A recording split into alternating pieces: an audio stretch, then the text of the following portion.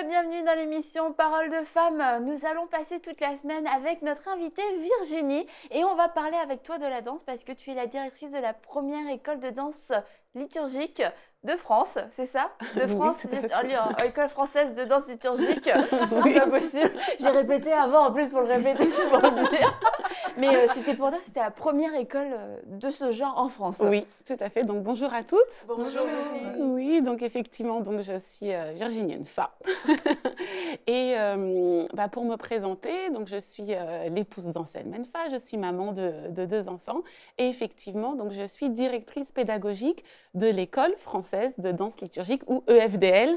Pour faire, je suis pas sûre que c'est mieux. pour faire plus court. Donc effectivement, cette école est née en 2012 et avant cela, il n'y avait pas véritablement en fait, de formation du danseur liturgique. En France, il y a beaucoup de personnes qui avaient à cœur déjà la danse et qui organisaient des ateliers.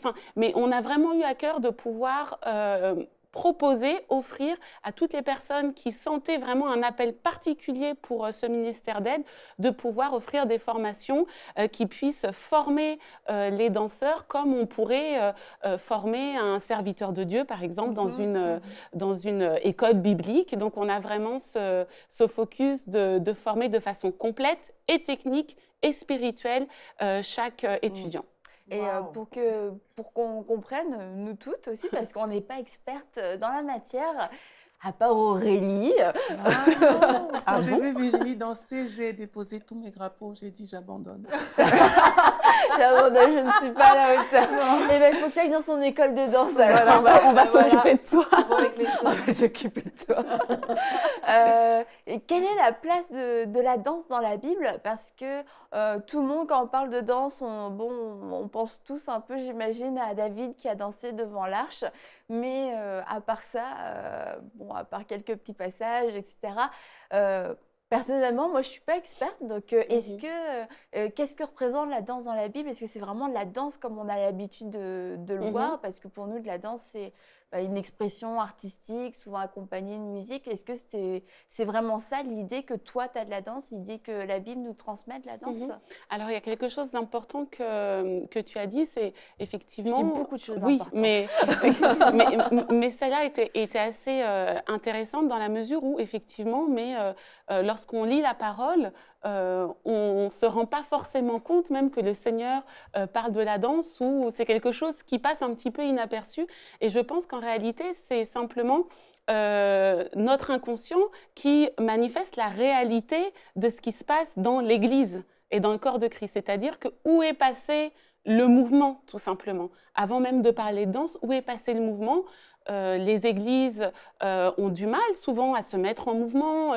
Le directeur de louange a souvent même besoin de dire aux gens mais frappez des mains, manifestez, poussons un cri de joie vers le Seigneur, levez-vous pour adorer Dieu. Et on sent que c'est difficile. Parfois on se dit mais comment est-ce qu'on peut avoir autant de mal à faire lever un peuple dans la présence de Dieu alors que tout le monde est là pour l'adorer?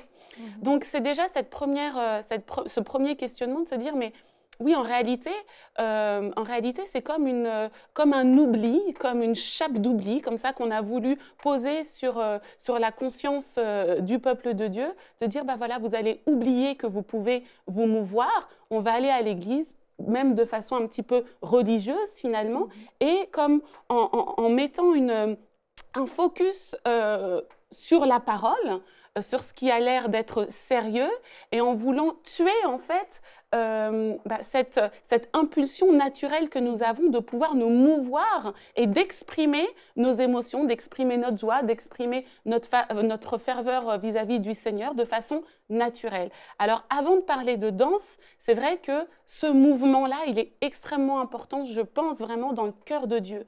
Parce qu'on parle du mouvement de l'esprit dans la parole de Dieu. Et sans le mouvement de l'esprit, on n'aurait pas de réveil. Sans le mouvement de l'esprit, on n'aurait pas de missionnaire. Sans le mouvement de l'esprit, on n'aurait pas de prophète. On a besoin de ce corps pour pouvoir annoncer la bonne nouvelle. On a besoin d'avoir conscience que notre corps est un véhicule important pour imposer les mains aux malades. On a besoin de réaliser que notre corps est là pour chérir, pour embrasser. Donc, on a besoin de ce mouvement pour être, pour vivre, pour manifester la vie de Dieu en nous. Et le premier verset de la Bible nous le dit bien. Au commencement, Dieu créa les cieux et la terre. La terre était informe et vide, mais, c'est moi qui rajoute le petit mais, afin de pouvoir mettre ce passage en lumière, l'Esprit de Dieu se mouvait au-dessus des eaux. C'est-à-dire que dès le commencement, Dieu nous montre qu'il n'y avait rien, mais il y avait le mouvement de l'esprit dans un environnement qui peut nous sembler complètement inapproprié. Parce qu'en réalité, ces ténèbres, cette informe et vide, c'est exactement la position du chrétien aujourd'hui. Nous sommes dans le monde, dans un environnement défavorable. On aimerait être dans un environnement où tout le monde aime le Seigneur, où nous sommes là. Mais non, le Seigneur nous plante dans ce monde, dans cet environnement défavorable, avec les ténèbres. Et ce que nous devons faire, c'est justement, comme l'Esprit de Dieu, réussir à nous mouvoir pour pouvoir implanter le royaume de Dieu au travers cet environnement défavorable. Et c'est là où on se dit, mais Seigneur, au commencement, si tu n'étais pas là en train de nous démontrer que par le mouvement de l'Esprit, dans un environnement défavorable, tu as pu commencer à concevoir, tu as pu commencer à créer, d'autant plus nous devons réaliser que c'est par l'action, que c'est par le mouvement, que c'est par le positionnement que nous sommes mus justement de cette même capacité créatrice. Lorsque l'on voit une personne malade qui est paralysée, quelqu'un qui ne peut plus se mouvoir, on réalise que son champ d'action, même dans sa propre vie, est limité. Lorsque le diable nous attaque, notamment par la dépression, par une oppression de mort, qui va attaquer l'âme, qui va attaquer les pensées, la première chose que la personne fait, c'est d'aller se coucher, se mettre sous la couette, et elle ne peut plus bouger. Parce que le diable sait que si cette personne-là se met en mouvement, c'est là où il commence à avoir des problèmes. Donc, je pense réellement que cet esprit, le Saint-Esprit qui se meut au-dessus des eaux, et qu'à partir de ce moment-là, le Seigneur commence son premier jour, il commence son deuxième jour, son troisième jour, tout ça de façon très organisée, c'est déjà pour nous en tant que danseurs, en tant qu'adorateurs du Seigneur, une première base très importante de comprendre, mais non seulement, Seigneur, je suis fait à ton image, je suis une créature merveilleuse, donc j'hérite, moi aussi, de cette puissance du mouvement. C'est par ce mouvement-là que je vais pouvoir commencer à créer.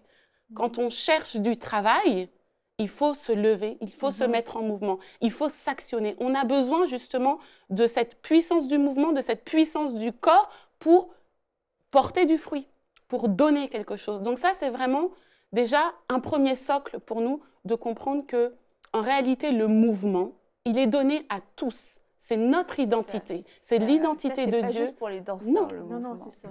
Elle est donnée à tous. Et c'est aussi pour ça que aussi le Seigneur, dans la parole de Dieu, nous parle très souvent de louez-le au son des tambourins, louez-le avec des danses, louez-le avec les cymbales retentissantes et avec des danses. Parce que l'on sait que ça fait du bien à notre âme. Tout simplement, c'est que nous ressemblons, nous sommes comme notre Père et nous avons besoin de manifester qui nous sommes.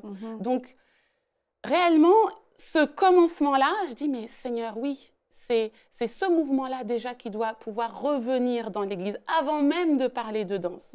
On doit pouvoir avoir cette liberté de manifester l'identité divine que le Seigneur a mis en nous par rapport au mouvement. Manifester notre amour, être libre dans notre corps. Et aussi réaliser que notre corps, c'est le temple du Saint-Esprit. Ça, on le sait tous. Et c'est quelque chose qu'on aime répéter. Seigneur, je suis ton temple, etc. Mais on oublie que lorsque le Seigneur parle des œuvres de la chair, il ne parle pas du corps en tant que tel. Ça n'a rien à voir. Or, dans nos religions judéo-chrétiennes, on a voulu absolument associer le péché au corps ou repousser le mouvement, donc la manifestation de nos émotions spontanées manifestées par notre corps. On a voulu rejeter ça en disant non, si l'on commence à bouger, c'est forcément la séduction, c'est forcément la manifestation de quelque chose de mauvais. Effectivement, dans la parole de Dieu, on voit la manifestation spontanée de la danse, en particulier chez le peuple d'Israël, dont la vie est ponctuée de danses folkloriques traditionnelles. Chaque célébration était spontanément orchestrée par des danses, mais on voit aussi la bonne utilisation d'une danse plus organisée et aussi la manifestation d'une danse détournée par l'ennemi. Et je pense qu'effectivement, malheureusement, on s'est plus focalisé sur cette danse détournée par l'ennemi en disant carrément, non, on n'en veut plus du tout, on ne veut plus de mouvement, sans même parler de danse, et il va falloir être des personnes uniquement intellectuelles ou spirituelles, sans pouvoir manifester ce besoin en réalité qu'on a. Mais ça, c'est l'image d'un peu tous les mouvements de l'esprit, que ce soit par rapport à la danse, aux dons spirituels, au baptême du Saint-Esprit. À chaque fois, c'est la manière dont le diable fait. Il y a des extrêmes et du coup, on met un stop final. Et là, interdiction à l'Esprit de Dieu de pouvoir bouger et de pouvoir susciter n'importe quel mouvement. Et puis, c'est vrai concernant le corps, d'autant plus concernant le corps, parce que le corps a été utilisé de manière détournée. On parle, tu disais, par rapport aux œuvres de la chair, c'est pas le corps, mais malheureusement, le corps a été beaucoup utilisé comme une occasion de péché. Et du coup, c'est sûr que dans l'Église, finalement, utiliser ton corps pour servir Dieu, ça semble quasiment sale, impur, comme amener quelque chose d'impur devant Dieu. Or, la Bible nous dit aussi d'offrir nos corps comme des sacrifices vivants. Ça fait partie, Dieu nous a donné un corps, donc on peut l'utiliser de la bonne façon. Et on va en reparler tout au long de la semaine parce qu'on va parler des bons et des mauvais usages de la danse et des bienfaits de la danse aussi, pour voir qu'est-ce qu'on fait de notre corps, à quoi il nous sert finalement ce corps et comment l'accepter. Et puis tu vas avoir aussi au cours de la semaine plein de témoignages à nous donner, comment des personnes ont été délivrées aussi au travers de la danse par rapport à la honte, à l'obésité, etc. Donc moi j'ai vraiment hâte d'entendre tous ces témoignages. Mais pour en revenir à la danse dans la Bible, tu disais souvent le peuple d'Israël dansait pour louer Dieu. Et est-ce qu'il y avait une signification particulière, si ce n'est d'exprimer de la joie? Alors, il y avait bien entendu l'expression de danse de victoire. Lorsque Israël gagnait donc sur ses ennemis, on manifestait notre joie par des danses de victoire.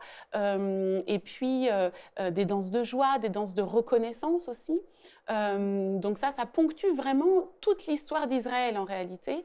Et il y a vraiment un moment qui est fort et qui est vraiment marquant dans l'Ancien Testament, dans Exode 15, où effectivement donc Dieu délivre Israël de ses ennemis, des Égyptiens, et spontanément Moïse se positionne devant l'Éternel, devant le peuple de Dieu, et déclame un cantique. Donc vraiment c'est pour remercier le Seigneur et pour se souvenir de tout ce que l'Éternel a fait.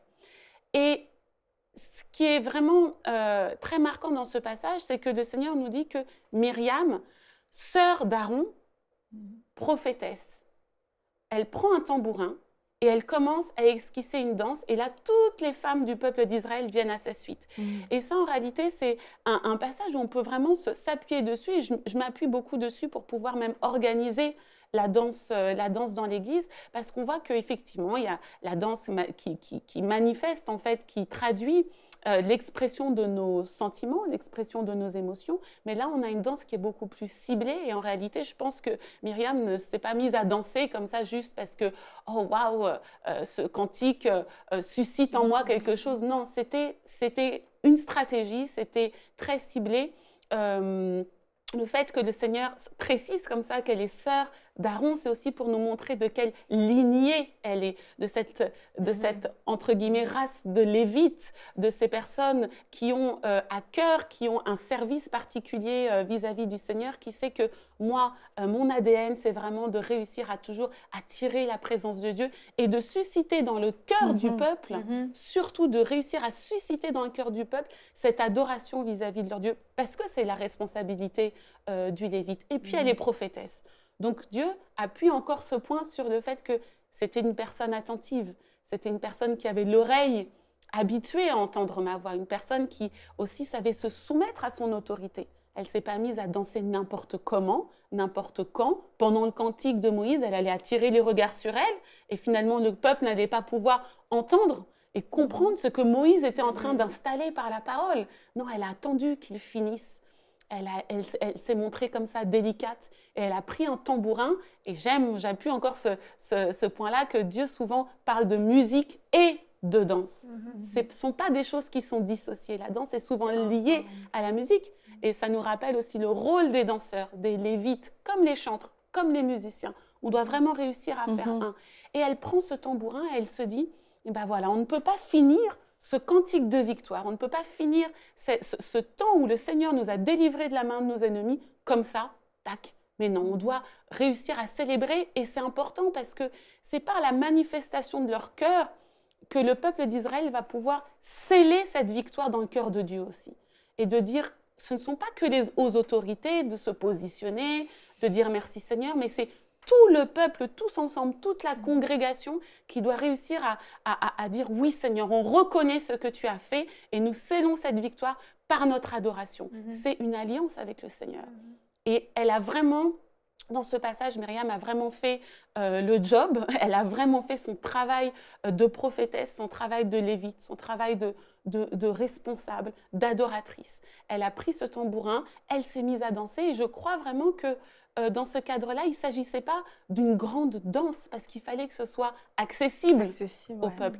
Mais imaginons surtout la portée et l'onction de cette femme à cause de son obéissance et de son écoute attentive à Dieu qui arrive à attirer les cœurs, attirer le regard de toutes les femmes d'Israël sur un point précis qui est maintenant tout le monde ensemble dans l'unité.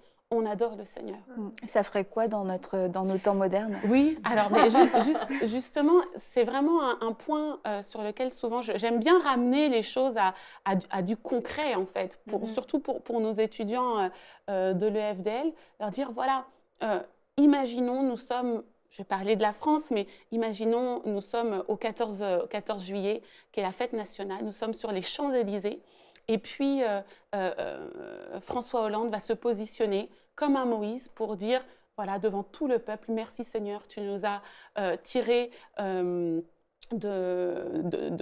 la crise financière que nous sommes en train de vivre en France, ou du terrorisme, enfin de toutes ces choses très difficiles que l'on vit actuellement.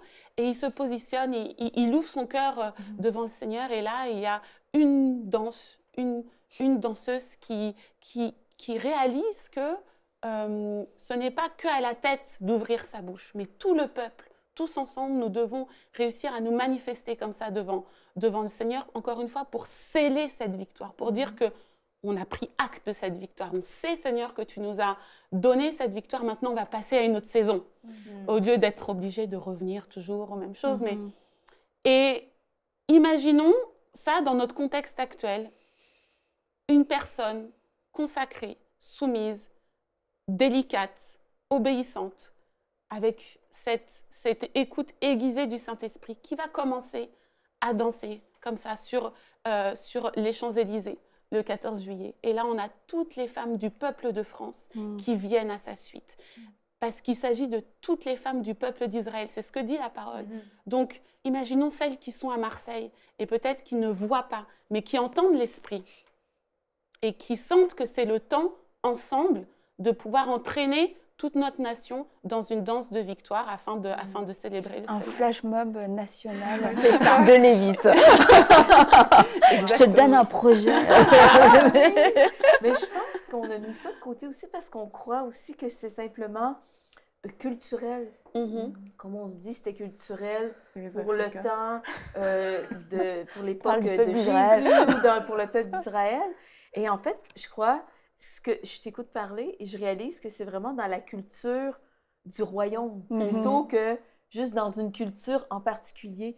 Et j'ai beaucoup aimé ce que tu as adressé plus tôt au fait qu'on a voulu enlever le mouvement dans l'Église. Et c'est comme quelqu'un qui se sent pas bien, qui s'en va dans son lit et n'est pas en mouvement. Et quand l'Église n'est pas en mouvement, le diable sait très bien ce qu'il fait. Absolument. Et il rend son Église totalement inactive, et inactive veut dire aussi inefficace, sans puissance. Et si un peuple qui tape des mains, qui bat des mains, si un peuple qui lève les mains, qui s'abandonne, et ça ce que tu disais, c'est des mouvements. Et si un peuple qui se lève et qui fait ce que ce que Dieu demande de faire, ça fait que c'est un peuple puissant.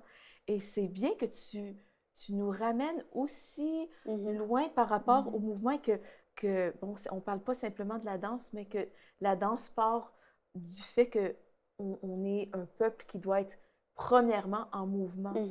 Et c'est vrai que l'Église a été immobilisée et en tout cas, je trouve ça extraordinaire de voir la danse de cet angle-là, que c'est le peuple qui se lève. Et vous avez dit qu'on allait apprendre plein de choses. Mais oui, c'est ça, mais c'est vrai parce que moi, je le sais, je suis capable de m'identifier à ça par rapport au fait que je suis directrice, je conduis la louange. Et c'est vrai que les gens ont peur de se mettre en mouvement et ils sont comme paralysés. Et quand le peuple de Dieu est paralysé, ben, en fait, la puissance de Dieu n'est pas libérée de par leur corps. Et je sais qu'on va apprendre plein de choses sur la puissance, la puissance, mais aussi toute la signification qu'a la danse. Mais on va regarder tout de suite un petit extrait, une rétrospective que vous avez fait par rapport à l'école française de danse liturgique. Oui. Donc, on va regarder ça tout de suite. Ça va faire une petite présentation de ce que tu fais. Oui.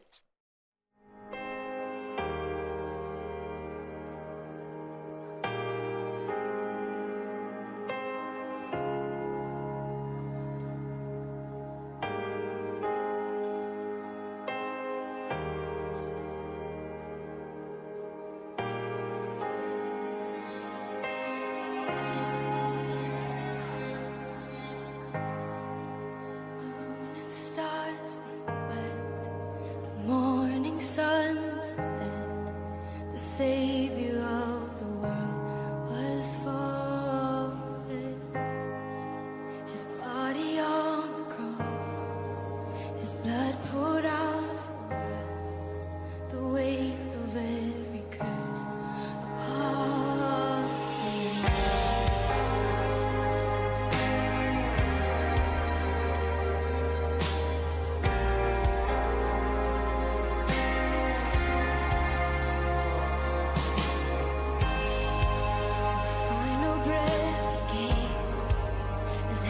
Dès le départ, nous avions aussi la vision de la danse. C'est pour ça que dans les premières manifestations, nous avions déjà fait venir des danseurs liturgiques. J'ai toujours voulu danser et quand j'ai appris qu'il y avait une nouvelle façon de danser pour louer le Seigneur, j'ai tout de suite dit oui. Bienvenue à l'École française de danse liturgique en Martinique.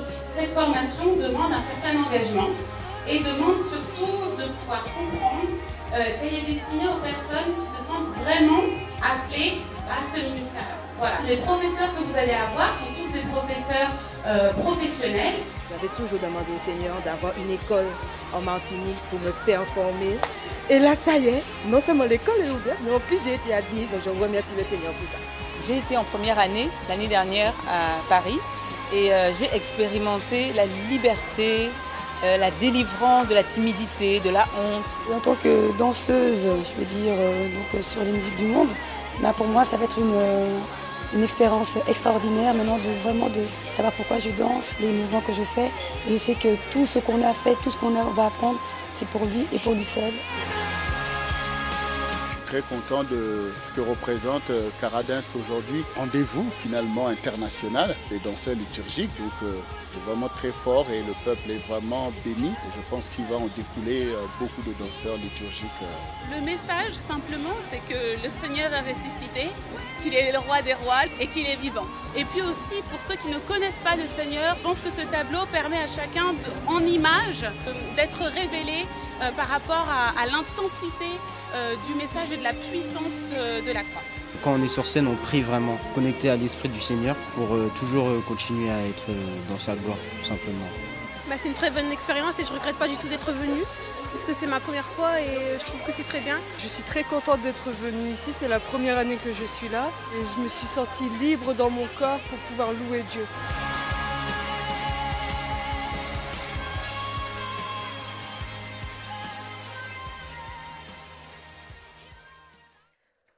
Donc, on voit que vous êtes, il y a un peu de toutes sortes de danses, il y a toutes sortes de mouvements dans ton école. Juste un petit mot peut-être, est-ce que le hip-hop, c'était dans la Bible?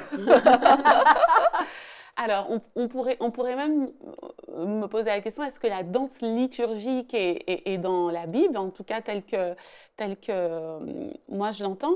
La parole nous parle des danses. C'est souvent au pluriel. Donc, je pense que là-dessus, on peut vraiment réaliser qu'il y a une diversité de styles liée aussi à la diversité des cultures. La danse existe dans toutes les cultures et le Seigneur nous a donné vraiment une gestuelle qui est universelle. Lorsque l'on se prosterne devant le roi des rois, toutes les cultures du monde entier se prosternent. Donc, nous avons des gestes, nous avons une gestuelle qui parle à chacun. Et c'est là où c'est aussi très intéressant. On voit dans Ézéchiel qu'à un moment donné, le Seigneur lui explique « Mais ce peuple a le cœur trop endurci, les oreilles trop endurcies pour entendre ma parole. » Et à tel point où même un peuple qui serait un peuple étranger serait capable de comprendre ce que tu veux dire de ma part. Donc, tu vas faire une mise en scène. Tu vas mimer. Et là, Ézéchiel commence à prendre une pierre. Il commence à tracer des choses au sol. Lorsque l'on regarde la façon dont c'est décrit dans la parole, moi qui suis sensible justement à la mise en scène, au mouvement, c'est quelque chose que je pourrais complètement chorégraphier. Et en réalité, c'est du mime. Parce qu'il n'a pas parlé une seule fois. Et c'est là où tout le monde s'est arrêté. Et le peuple a commencé à comprendre, mais qu'est-ce qu'il essaye de nous dire à travers son corps? Il trace des choses, il se met d'un côté, puis il se met de l'autre. Et là, il fait tel geste et tel autre. Et il a commencé à mimer, il a commencé à se mouvoir. Il n'a pas utilisé forcément la parole. Et ça a été une stratégie du Seigneur. Donc, on a eu un mime. Voilà. Est-ce que tu avais déjà pensé qu'Ézéchiel avait fait du mime? Absolument pas. Vraiment, en expression faciale. J'avais jamais réalisé ça, je trouve ça extraordinaire. Et pourtant, c'est bien ça. Oui. Il n'a pas utilisé la parole. Et le Seigneur lui a même demandé tu ne pourras pas parler, mais tu vas faire telle chose. Et il l'a guidé à travers ces mouvements, comme le Seigneur nous inspire les mouvements que nous devons faire pour exprimer ce qu'il a à cœur. Donc, au sein de notre école, déjà, on a aussi une diversité de générations, car tous peuvent danser. Ça, c'est très important. Il n'y a pas de... Même toi. Mais oui. Je te renvoie. Mais oui. Mais toi aussi, Aurélie. Allez Virginie, on arrive à la fin de l'émission. Ça va vite. Mais oui, ça va super vite parce qu'on est en mouvement. Comment on va se retrouver demain, on va continuer demain, puis on va parler demain de la place de la danse dans l'église locale. Comment tu utilises la danse, le mouvement, du coup, je sais plus trop quoi dire. Dans l'église locale, quelle est la place qu'on peut donner, qu'on ne peut pas donner aussi. Et puis tu pourras poursuivre dans ton idée. En tout cas, merci. On a déjà appris vraiment plein de choses. Et je vous invite à suivre toute cette série avec un cœur ouvert et à laisser l'Esprit de Dieu vous réveiller et à réveiller le mouvement qui est en vous. C'est beau. On est artistique cette semaine. Et on se retrouve demain pour une prochaine émission de Paroles de Femmes. Envoyez-nous votre témoignage à paroledefemmes@enseigne-moi.com.